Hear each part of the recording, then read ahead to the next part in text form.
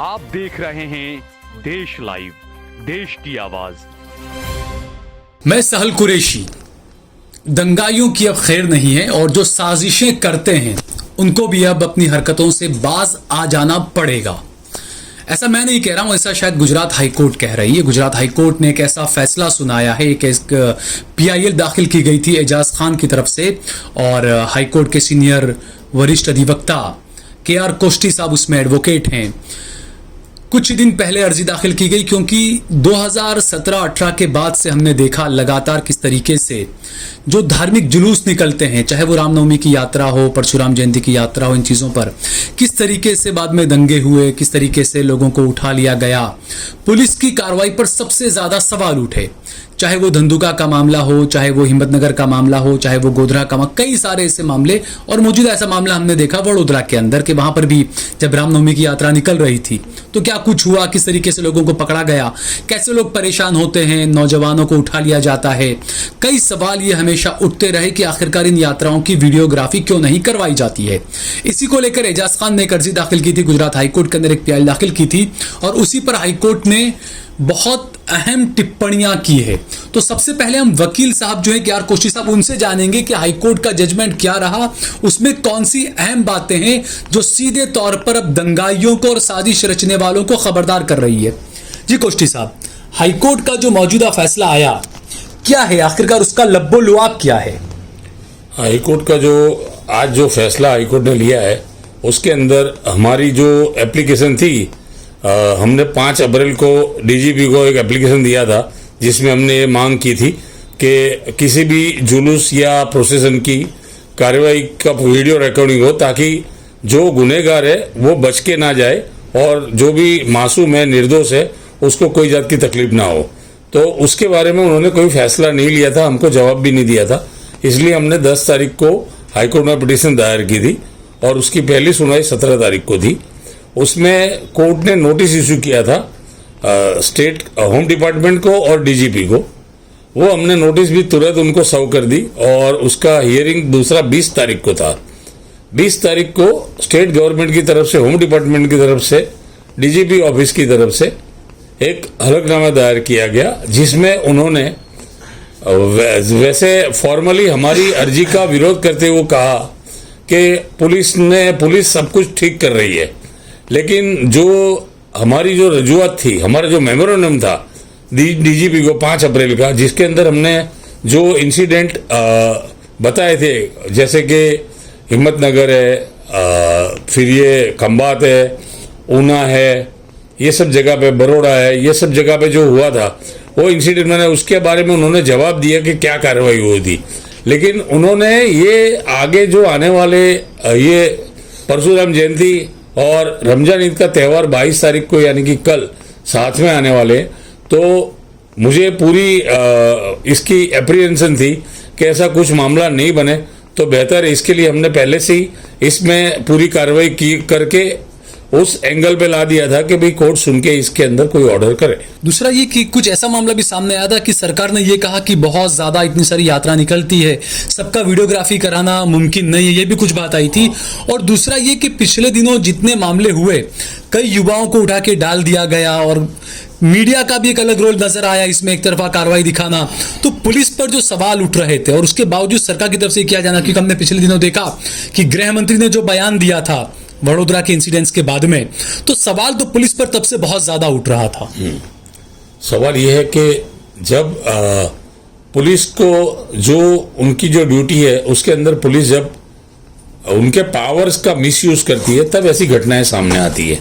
और जिस तरह से ये जो प्रोसेसन यात्रा, शोभा यात्रा वगैरह निकलती है और उनमें पर्टिकुलर कुछ लोग ऐसे हैं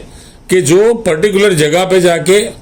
मतलब प्रोवोक करने वाले प्रोवोकेटिव स्टेटमेंट देते हैं, स्लोगन बनाते हैं, स्लोगन बोलते हैं, उसके हिसाब से माहौल में तंगदिली बढ़ती है। अच्छा, तो इस केस में हेड स्पीच का भी वो जिक्र किया गया है ना? हाँ, इसमें तहसील पूनावाला का जो जजमेंट था उसका हमने एक पैराग्राफ लिया था कि सुप्रीम कोर्ट ने हर एक स्टेट और यूनियन टेरिटरी को डायरेक्शन दिया है कि आप ये इसका इंफ्रास्ट्रक्चर तैयार करो कि भाई इसके case day to day fast track में चलने चाहिए। इसमें SP और कमिश्नरी कार्रवाई कर सकता है, इन्वेस्टिगेशन कर सकता है, मॉनिटर कर सकता है। तो ऐसी काफी सारी चीजें थी। तो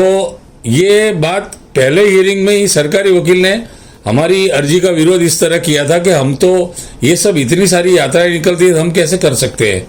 लेकिन हमारा कहना बिल्कुल साफ था कि जिस तरह से अभी माहौल बन रहा है तो रॉन्गफुल प्रोसिक्यूशन जो हो रहा है उसके बारे में भी हमने कोर्ट से बात की है। तो कोर्ट ने नोटिस इशू करने के बाद ऐसा बोला था कि हम देखेंगे इस बारे में। तो उनकी एफिडेविट में ही ये सब चीजें आ गई। उन्होंने एफिडेविट में लिख दिया कि हम ये जो पब्लिक एड्रेस जो होता है, मतलब जो लाउड स्पीकर के साथ कोई भी शोभा यात्रा में या कोई भी रैली में जो कोई भी चीजें भाषण वगैरह देते हैं तो वो लोगों की उसके रहने के लिए होते हैं, मतलब लोगों को उकसाने के लिए होते हैं। बिल्कुल। तो उसको बंद किया कोर्ट ने। लाउड स्पीकर का इस्तेमाल के लिए प्रतिबंध कर दिया और डीजे को भी प्रतिबंधित कर दिया है। और ड्रोन कैमरा से तो और बाकी की जो पूरी कार्रवाई है उसके अंदर ड्रोन कैमरा का यूज है और जगह जगह सीसीटीवी के उनको मॉनिटर करने का है और कुछ ऑफिसर को बॉडी वोर्न कैमरा भी दिए हैं और कंसर्न पुलिस स्टेशन को और कंसर्न तालुका के अधिकारियों को, पुलिस अधिकारी को ये भी अधिकार दिया है कि आप आपकी जरूरत के मुताबिक अगर वीडियोग्राफर की भी जरूरत है ज्यादा तो आप वीडियोग्राफी करा सकते हैं। तो ये जो चीजें सरकार ने हमारे सामने रखी वो काफी हद तक हमारा जो कॉस्ट था ये करने का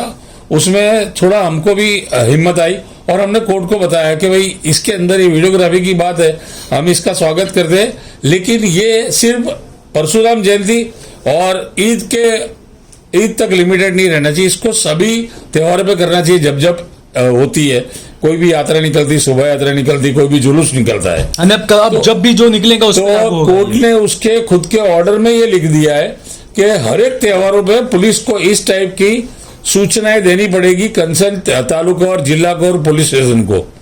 ऐसी सब इंस्ट्रक्शन देनी पड़ेगी। ऐसा ऑर्डर के अंदर कोर्ट ने लिख दिया है और कोर्ट ने उसके ऑर्डर में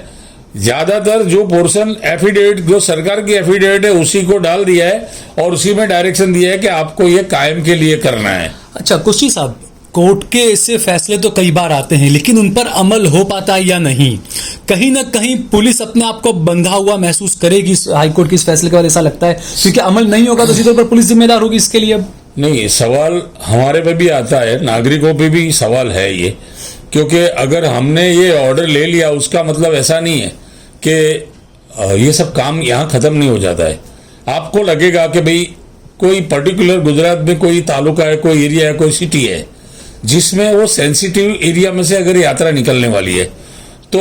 उस एरिया के लोगों का ये फर्ज बनता है कि वो जाके वहां के पुलिस इंस्पेक्टर को या एसपी को एप्लीकेशन देवे, हाईकोर्ट के ऑर्डर का रेफरेंस देके कि भाई ये हमारे को ये सबकी चीज की शक्यता लगती है तो आप इसकी ये जो पूरी भी यात्रा निकले इसके वीडियोग्राफी करवाओ, क्योंकि स्टेट की जिम्मेदारी है लॉ एंड ऑर्डर को कंट्रोल में रखना। बिल्कुल। तो वो नागरिकों को करना पड़ेगा और इसके बारे में नागरिकों की जो जागरूकता है, जो अवेयरनेस है, वो ही नागरिकों को मदद करेगी। कोर्ट का फैसला है, कोर्ट के फैसले की वैल्यू है, लेकिन वो वैल्यू तभी होगी जब आप भी उसमें एक्टिव होंगे और आप पुलिस से इसका काम लेंगे, क्योंकि पुलिस ये काम करने के लिए जिम्मेदार है, बंधी हुई है, क्योंकि वो स्टेट का पार्ट है। बिल्कुल ठीक है। एजाज हमारे साथ में है जो इस मामले के पिटिशनर है, जिन्होंने पिटिशन दाखिल की थी। एजाज, पिछले कई सालों से ये लगातार देखा गया कि जब भी ऐसी शोभा यात्रा या कुछ निकलता है तो खासकर एक मस्जिद के सामने आके वो रुक जाता है, डीजे बजता है, उल्टे सीधे उस पे गाने बजते हैं, एक खास यानी कहे कि मुसलमानों को उकसाने का वहां पर प्रोवोक करने का काम किया जाता है, उनकी भावनाओं को ठेस पहुंचाने का काम किया जाता है। और उसके बाद की जो कार्रवाइयां होती है जो पुलिस की तरफ से की जाती है, जो हमने देखी खंभात में और हर जगह पे हमने देखी अभी वडोदरा में, उन कार्रवाइयों को लेकर भी हमेशा सवाल उठता रहा। तो क्या ये सब देखकर ही आपके जहन में आया कि हाईकोर्ट में एक पिटीशन दाखिल की जाए? पिछले 2-2.5 साल से गुजरात के अलग अलग कोनों में हमारा जाना हुआ और वहाँ पे जो समस्याएं थी, कोष्ठी साहब है, मैं हूँ और हमारे बहुत सारे साथी और भी थे, आप भी कुछ बार हमारे साथ थे जी, हमारे दानिश भाई भी हमारे साथ थे, एक बार आप और दानिश भाई साथ में थे। तो जाना हुआ तो ये देखा गया कि वहाँ पे ये जो कॉम्युनल राइट्स जो हो रहे हैं, तो 2018 से लेकर 2023 तक का अभी तक का जो इतिहास है उसको अगर देखा जाए ध्यान से, तो उसका जो पैटर्न है वो थोड़ा चेंज हुआ है। पहले जो कॉमनवेल्थ राइट्स होते थे उसका एक पैटर्न अलग था। कई सालों से हमने देखा है गुजरात बिल्कुल शांत रहा है इस बाबत में, लेकिन पिछले 5 साल से ये चीज़ थोड़ी बदली गई थी। और हो ऐसा रहा था कि ये कॉमनवेल्थ राइट्स ऐसे देखने जाओ तो बहुत ही छोटे हैं, किसी एक शहर में या किसी एक गांव की घटना है, लेकिन उस गांव के और उस शहर के लिए घटना बहुत बड़ी है। तो ये देखकर हमें ऐसा लगा कि इसके अंदर आगे कुछ काम करना चाहिए। तो हमारे एडवोकेट साहब और हमारी बैठकर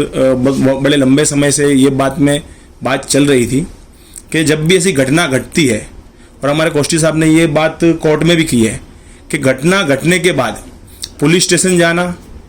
अस्पताल जाना और फिर कोर्ट कचहरी के धक्के खाना, बिल्कुल ये उससे बेहतर ये है कि वो घटना घटे नहीं। बिल्कुल। और उसकी जिम्मेदारी गुजरात सरकार की और यहाँ के पुलिस प्रशासन की है। यानी जो दंगाई जो रहते हैं, जो साजिशें रचते हैं, सीधे उनकी दुखती रग पर ही हाथ रख दिया, ऐसा लगता है। बात यह है कि ये पिछले 5 सालों से जो चीज बन रही थी उसकी जो पैटर्न देखी गई, उसमें बड़े त्योहारों के अंदर चाहे धार्मिक रैली जुलूस, ईद का त्योहार हो, रमजान महीना चल रहा हो, उसी समय के अंदर बहुत बड़े इस तरह के कार्यक्रम होते थे और उसमें न जाने कैसे ये आग भड़कती थी। और उसके बाद कई 100-200 लोगों को अभी हलफनामे में डीजीपी ऑफिस से भी हलफनामा जो दिया गया सरकार तरफ से, उसमें भी बताया गया कि 150 लोगों को यहाँ पे अरेस्ट किया, 200 लोगों को वहाँ पे अरेस्ट किया। तो ये सब घटनाएं घट रही थी। तो ये अगर नहीं घटे उसके लिए क्या, तो वो उसके लिए हमारी डिमांड थी कि जो गुनहगार है, अगर मान लो कि किसी ने गुनाह किया है, किसी ने गलत स्पीच दी है, किसी ने अगर पत्थर उठाया है, तो उसको सजा होनी चाहिए, भले वो कोई भी हो। लेकिन जो आदमी गुनहगार नहीं है, जिसका उससे कोई लेना देना नहीं, ऐसे लोगों को उठाकर जेल में डाला जाता है। यानी कि जो एक तरफा कार्रवाइयां होती थी उस पर भी कहीं ना कहीं इससे ब्रेक लग सकेगा। हाँ, अभी ऐसा है कि अब सरकार की तरफ से हाईकोर्ट ने सरकार को जो आदेश किया है कि आपको ये जो भी परशुराम जयंती और ईद की बात जो आने थी, वाले जितने भी होंगे उसके अंदर वो उन्होंने बताया कि हमारी तैयारी है कि हम वीडियोग्राफी करेंगे, हम ड्रोन से नजर रखेंगे, हमारे पास कुछ पुलिस के पास वीडियो के लिए उनके पास पर्सनल कैमरा रहेंगे, उसके अलावा हम कैमरा लगाएंगे, उसके अलावा हम ये हेड स्पीच नहीं होने देंगे, हम डीजे नहीं बजने देंगे, ये सारी परमिशन नहीं देंगे। और पुलिस का संख्या बल मौजूद रहेगा, एसआरपी मौजूद रहेगी, उसके अलावा स्टेट की बहुत सारी पुलिस अलग अलग संस्था इसमें मौजूद रहेगी और वहां के लोकल लीडर आगे वालों को भी इसमें इन्वॉल्व किया जाएगा। तो ये जो सारी चीजें अगर परशुराम जयंती और रामनवमी के लिए अगर की जा रही है, वही बात हमारे एडवोकेट साहब ने कोर्ट में यही बात रखी और आगे ये बात को बढ़ाते हुए कोर्ट ने ये कहा कि आने वाले किसी भी प्रकार के इस तरह के, चाहे वो मुहर्रम हो या कोई भी किसी भी, अगर मुहर्रम है, ईद मिलाद का जुलूस है, चाहे वो रामनवमी है, चाहे परशुराम जयंती है, चाहे हनुमान जयंती है, चाहे और कोई त्योहार है, कहीं भी अगर कोई जुलूस निकलता है, कहीं भी कोई धार्मिक इस तरह का मेड़ावड़ा होता है, तो वहां पे उसकी वीडियोग्राफी फोटोग्राफी होनी चाहिए। वहां पे इस तरह के जो माइक है, डीजे, उसको प्रतिबंध कर दिया है। और आने वाले वक्त में, जैसे बात आपने एक सवाल पूछा था कि आने वाले वक्त में सबसे बड़ी बात है कि हाईकोर्ट की तरफ से तो ये बात रखी गई है, निर्देश जारी कर दिया गया, लेकिन गुजरात की जनता को जागरूक होने की जरूरत है। और कुछ लोगों की वजह से ये पूरे गुजरात का माहौल जो बिगाड़ने की बात चल रही है, तो हमें क्या करना है कि हमें वहां पे जाके हमारे लोकल पुलिस स्टेशन में, हमारे वहां के एसपी साहब से, पीआई साहब से, पीएसआई साहब से, वहां पे मिलकर ऐसे कोई भी कार्यक्रम के पहले प्रिकॉशन में हमें जाकर वहां पे आवेदन दे देना है और वहां पे उसके साथ ये जो हाईकोर्ट का फैसला जो है, वो निर्देश को हमें उनको साथ देना है कि ये आपको साफ करना पड़ेगा। ठीक है, बहुत बहुत शुक्रिया एजाज और कौशला, बहुत बहुत शुक्रिया आप दोनों का। तो कहीं ना कहीं ये जो साजिशें रचते हैं और जिस तरीके से जो कई बार ऐसा देखा गया कि जब ऐसी कोई यात्रा निकल रही होती है, जुलूस निकल रहा होता है, तो कुछ ऐसे वो जिसे कहते हैं शरपसंद अनासिर जो होते हैं, जो इस तरह का भड़काने का काम करते हैं, पत्थर मार के वहां चुपचाप निकल जाएं या इस तरह की जो हरकतें करते हैं, प्रोवोक करने का जो काम करते हैं, तो कहीं ना कहीं इन चीज़ों पर हाईकोर्ट के इस फैसले से ज़रूर ब्रेक लगेगा। तो इसीलिए ये कहना होगा कि जो लोग वहां पर भेजे जाते हैं इस तरीके से दंगा भड़काने के लिए, उन्हें जो है वह खबरदार होने की ज़रूरत है।